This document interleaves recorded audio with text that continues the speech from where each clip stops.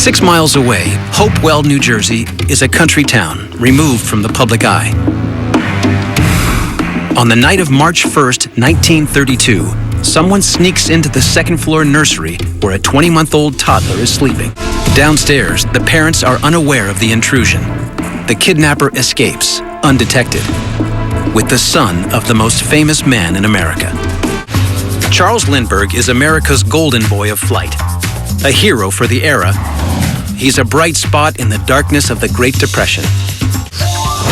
Lindbergh to America really was as close as you could get to American royalty. In 1929, he married Anne Morrow, who was the daughter of a diplomat. Charles and Anne welcome a son a few years later, and the Lindberghs become America's family. So when tragedy strikes the young couple, the case quickly becomes a public obsession. The press just went crazy. It really was the focus of American life once that kidnapping took place. Back in Hopewell, New Jersey, the Lindberghs discover that their baby boy is missing. Local police and press flood in and discover some key pieces of evidence. A ransom note demanding $50,000. And the handmade wooden ladder still propped against the house. It's the critical accomplice that helped execute the crime. Not a single bet is overlooked, not a single suspicion unverified in the search for the most famous baby in the world. Lindbergh pays the ransom within 30 days.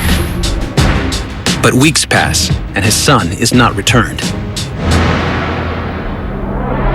And then, 2 months later, a truck driver discovers the young boy's body not far from the Lindbergh home. The public follows the manhunt in newspapers, on the radio, and in newsreels.